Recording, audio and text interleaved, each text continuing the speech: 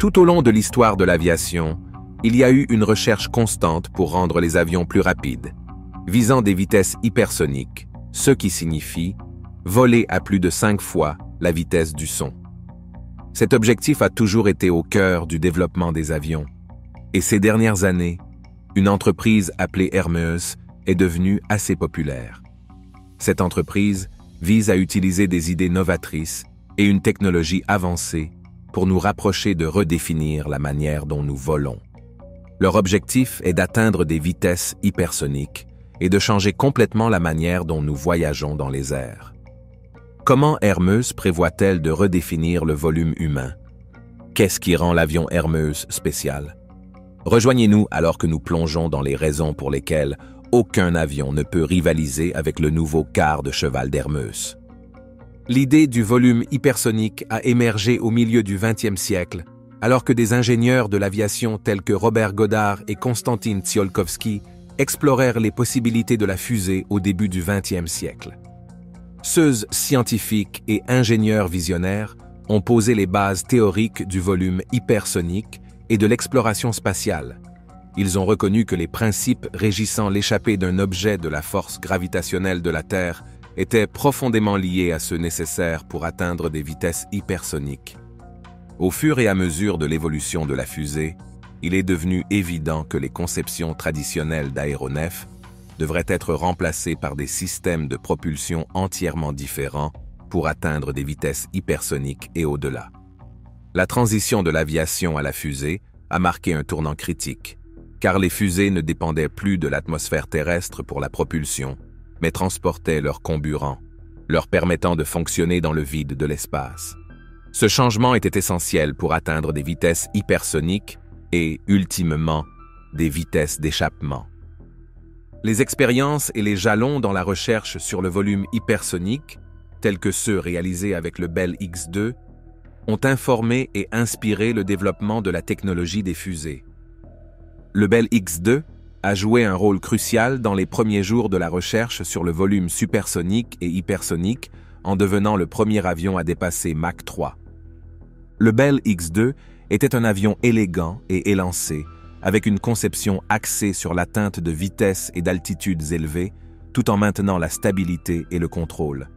Ses principales caractéristiques de conception comprenaient un fuselage long et mince, minimisant la traînée aérodynamique, des ailes en flèche pour la stabilité à des vitesses hypersoniques, un puissant moteur fusée XLR-25, brûlant un mélange d'oxygène liquide et d'alcool pour la poussée, et un cockpit pressurisé avec un siège éjectable pour la sécurité du pilote. L'exploitation du X-2 était centrée autour de son moteur fusée et de sa mission visant à atteindre des vitesses extrêmes.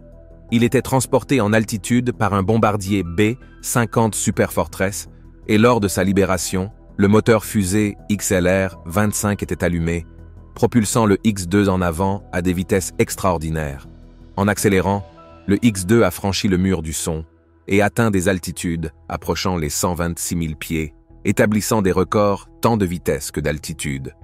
Tout au long de ses missions, le X-2 était équipé de divers instruments et capteurs pour recueillir des données sur les forces aérodynamiques, les températures, les pressions et d'autres facteurs. Ces informations étaient cruciales pour comprendre les défis du volume à haute vitesse et haute altitude et faire progresser la technologie aérospatiale. Une autre percée dans le volume à haute vitesse et haute altitude a eu lieu avec le X-15, un avion expérimental révolutionnaire qui a été essentiel pour faire progresser la technologie aérospatiale. Sa conception remarquable et ses performances exceptionnelles ont contribué à notre compréhension de ces conditions de volume difficiles. Une des caractéristiques exceptionnelles du X-15 était son moteur fusée. Le X-15 était propulsé par un moteur fusée XLR-99 qui brûlait de l'oxygène liquide et de l'ammoniac anhydre. Ce moteur était incroyablement puissant et pouvait fournir la poussée nécessaire pour le volume à haute vitesse. Les gaz d'échappement du moteur fusée étaient expulsés à des vitesses élevées, générant une force réactive propulsant l'avion vers l'avant. Le cockpit du X-15 était pressurisé, offrant un environnement contrôlé pour le pilote et le protégeant des conditions extrêmes rencontrées lors du volume à haute vitesse et haute altitude. L'avion était équipé d'un siège éjectable pour les urgences, assurant la sécurité du pilote. Il a atteint des vitesses dépassant Mach 6,7, atteignant des vélocités d'environ 7276 km/h. Ces vitesses ont propulsé le X-15 dans le volume hypersonique, où il a rencontré des défis de chauffage aérodynamique et de contrôle. La conception du X-15 lui a permis de relever ces défis, en faisant l'un des premiers avions à s'aventurer avec un tel succès dans le volume hypersonique. En plus de ses exploits en matière de vitesse, le X-15 a atteint des altitudes approchant les 126 000 pieds, soit environ 38 400 mètres. Cela a marqué une étape importante dans le volume à haute altitude. Les records de performance du X-15 ont démontré ses capacités pour le volume à haute vitesse et haute altitude, contribuant à notre compréhension des défis et des possibilités de la technologie aérospatiale. Le X-15 était également équipé de divers instruments et capteurs pour recueillir des données sur les forces aérodynamiques, les températures, les pressions et d'autres facteurs. Ces données étaient cruciales pour faire progresser notre compréhension du volume à haute vitesse et améliorer l'ingénierie aérospatiale. La recherche pionnière du X-15 sur le volume à haute vitesse et l'aérodynamique a directement influencé les principes de conception et d'ingénierie du SR-71 Blackbird. Les connaissances acquises à partir des performances et de la collecte de données du X-15 ont joué un rôle clé dans le développement du SR-71, qui est devenu l'un des avions les plus rapides et emblématiques de l'histoire de l'aviation. Le Blackbird était propulsé par 2 moteurs turbojet Pratt & Whitney G58 équipés de post-combustion. 16 moteurs fournissaient la poussée immense nécessaire pour le volume supersonique et hypersonique, permettant au SR-71 de croiser à des vitesses supérieures à Mach 3 et d'atteindre des altitudes de plus de 85 000 pieds. Ces capacités lui ont permis de surpasser et de survoler virtuellement toute menace. La mission principale du SR-71 était la reconnaissance. Équipé de caméras et de capteurs, il pouvait recueillir des images et des données haute résolution sur de vastes zones, en faisant un outil vital pour la collecte de renseignements. Sa vitesse lui permettait de couvrir de grands territoires en un temps minimal. Bien qu'il ne soit pas un avion furtif au sens moderne, le SR-71 avait certaines caractéristiques de conception qui réduisaient sa section transversale radar. Cela rendait plus difficile la détection et le suivi par les systèmes radars ennemis. Le SR-71 a entrepris de nombreuses missions extraordinaires pendant son histoire opérationnelle secrète. Son existence même était enveloppée de mystères, conférant une aura de mystique et d'intrigue à ces entreprises. Cet avion a accompli sa tâche avec un succès inégalé. Pendant la guerre du Vietnam, il a effectué des missions au-dessus de territoires hostiles, y compris le Nord-Vietnam. Ces opérations ont fourni des renseignements inestimables aux planificateurs militaires américains et ont offert des aperçus critiques des activités ennemies. Pendant la guerre froide, il patrouillait fréquemment aux frontières du rideau de fer qui séparait l'Europe occidentale de l'Europe de l'Est et de l'Union soviétique. Ces missions ont permis aux États-Unis de surveiller étroitement les menaces potentielles et les mouvements militaires dans le bloc de l'Est. Le Blackbird a joué un rôle essentiel dans la collecte de renseignements stratégiques, en particulier dans le suivi des mouvements des missiles nucléaires soviétiques. Cette contribution s'est révélée cruciale pour comprendre les capacités et les intentions nucléaires de l'Union soviétique. Les capacités inégalées de vitesse et d'altitude du SR-71 en ont fait un atout inestimable pour des réponses rapides aux crises émergentes. Sa capacité à couvrir de vastes distances en un minimum de temps facilitait la surveillance efficace des événements mondiaux et des conflits potentiels. Les vitesses et les températures extrêmes rencontrées par le SR-71 posaient d'importants défis d'ingénierie.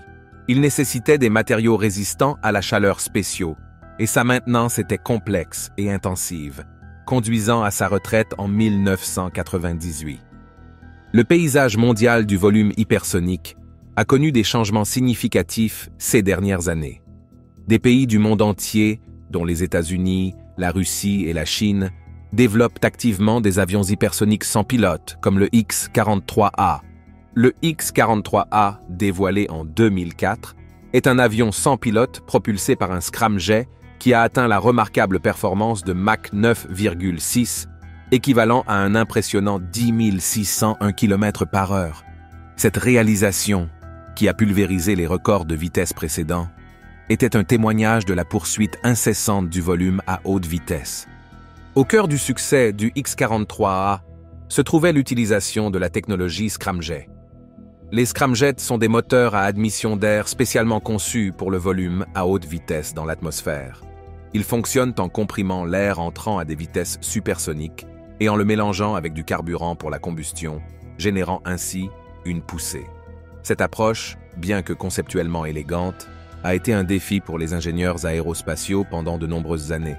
Le triomphe du X-43A a démontré la faisabilité et le potentiel du volume hypersonique grâce au déploiement efficace des moteurs scramjet. C'était un moment décisif dans la recherche aérospatiale, montrant la capacité de propulser un avion à des vitesses sans précédent dans l'atmosphère terrestre. Cette réalisation avait des implications profondes pour l'exploration scientifique et les applications pratiques dans le domaine des transports, des opérations militaires et au-delà. La technologie hypersonique n'est pas limitée à l'armée américaine seule. Des entreprises privées poursuivent activement la technologie hypersonique. Seas Enterprise ont réalisé des tests réussis et ont annoncé leur intention d'utiliser des systèmes hypersoniques à des fins civiles. L'émergence de la concurrence mondiale dans la technologie hypersonique a des implications importantes pour l'avenir de l'aviation et de l'aérospatiale. Des entreprises comme Hermes ont introduit jusqu'à 3 avions, Dark Horse, Quarter Horse et Halcyon. Cependant, le Quarter Horse s'est démarqué le plus. La société Hermes, basée à Atlanta, en Géorgie, est une start-up américaine se concentrant principalement sur l'avancement de la technologie des avions hypersoniques commerciaux. Leur mission vise à révolutionner les voyages aériens en développant une gamme d'aéronefs à usage double capables d'atteindre des vitesses allant jusqu'à Mach 5. Fondée en 2018, Hermes a obtenu son financement initial grâce à Khosla Ventures. En mars 2021, l'entreprise a conclu un accord avec la NASA en vertu du Space Act, favorisant la collaboration dans la recherche et le développement d'aéronefs à haute vitesse. Par la suite, la même année, Hermes a obtenu un contrat important avec l'US Air Force, assurant un soutien financier complet pour la réalisation de leur jet hypersonique, le Quarter Horse. En mars 2022, Hermes a réussi à lever 100 millions de dollars lors d'une levée de fonds de série B dirigée par Sam Altman.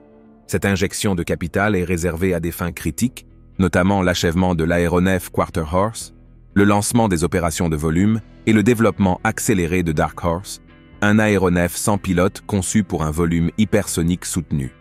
Les enseignements tirés du développement de Dark Horse, des essais en volume, des évaluations de navigabilité et des expériences opérationnelles informeront considérablement l'approche stratégique d'Hermes pour la conception de son avion de ligne commerciale, Halcyon. En 2019, la société Hermes a annoncé avoir testé avec succès un prototype de moteur, prouvant la viabilité de la conception du moteur pour l'aéronef.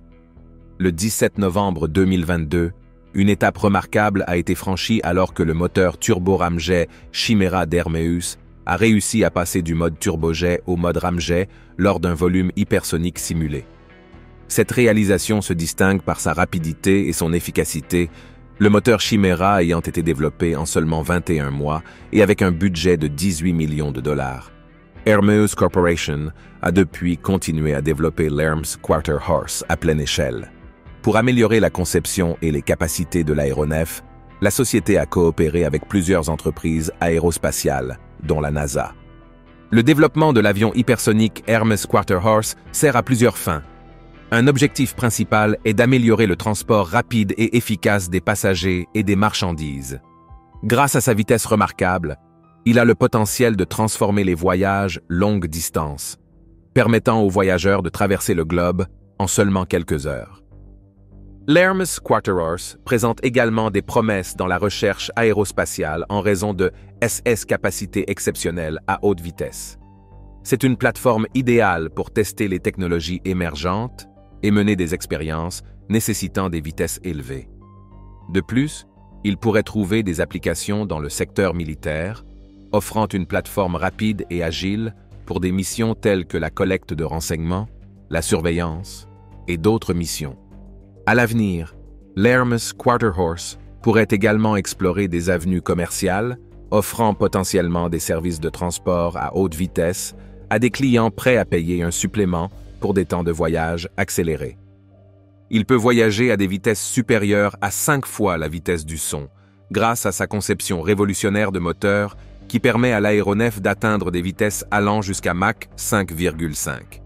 Il peut voler de New York à Londres en seulement 90 minutes.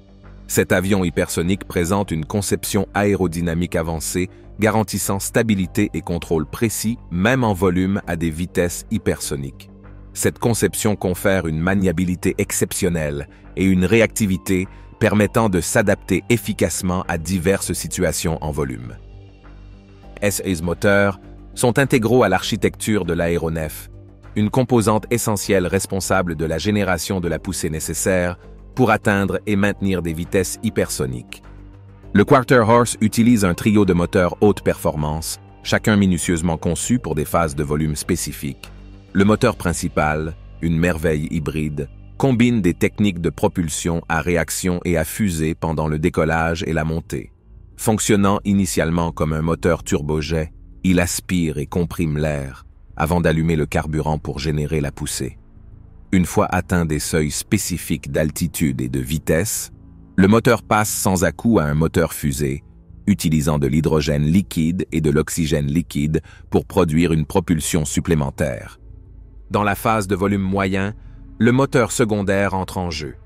C'est un moteur à statoréacteur qui utilise la vitesse de l'aéronef pour comprimer l'air et le mélanger avec du carburant pour produire une poussée. Pendant la phase hypersonique d'exploitation, le troisième moteur prend la tête, un moteur scramjet qui fonctionne de manière similaire au moteur à statoréacteur, mais à des vitesses encore plus élevées. Le moteur exploite les ondes de choc générées par le volume hypersonique de l'aéronef pour comprimer l'air et le mélanger avec du carburant, produisant une poussée. Ces moteurs sont minutieusement coordonnés pour se compléter mutuellement, permettant à l'aéronef d'atteindre des vitesses hypersoniques tout en maintenant une efficacité élevée. Le moteur hybride initie le décollage et la montée, tandis que les moteurs à statoréacteur et scramjet fournissent une poussée supplémentaire à des vitesses élevées. Hermes a introduit un prototype de l'aéronef Quarterhorse destiné à tester en volume son moteur unique basé sur un cycle combiné à turbine. Le dévoilement, qui a eu lieu lors d'un événement, a présenté une démonstration du moteur de l'aéronef fonctionnant à pleine puissance avec post-combustion pour le bénéfice des invités et des investisseurs estimés. Malgré son potentiel considérable, l'Hermes Quarterhorse est encore en développement. La société a élaboré des plans pour tester en volume un prototype dans les années à venir, avec des vols commerciaux prévus pour commencer au milieu des années 2020.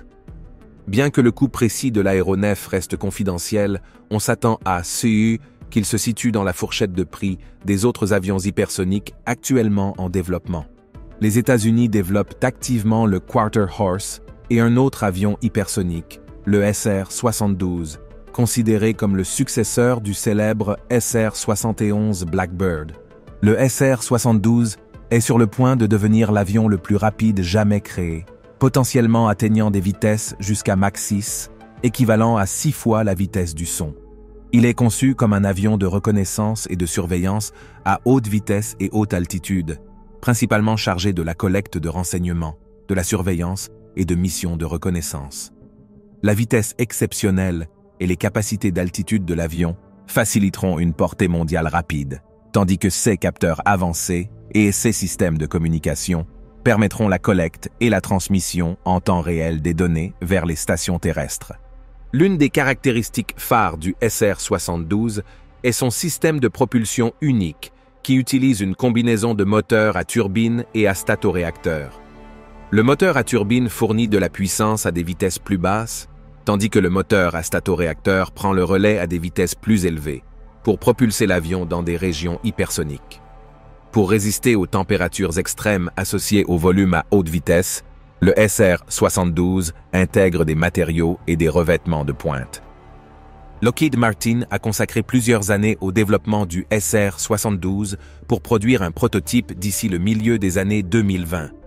Des progrès significatifs ont été réalisés, notamment des tests réussis de composants clés tels que le moteur à statoréacteur et les matériaux haute température.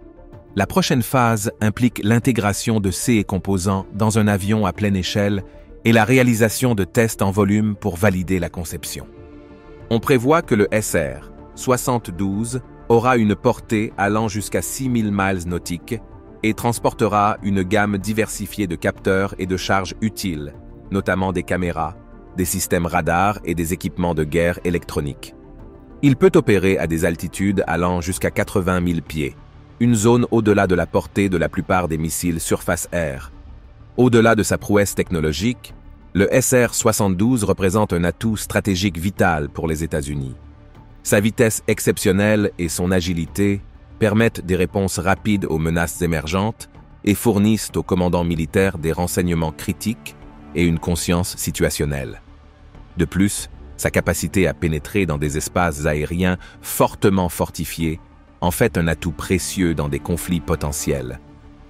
Cependant, le développement du SR-72 suscite des inquiétudes quant à ses applications potentielles dans des opérations offensives.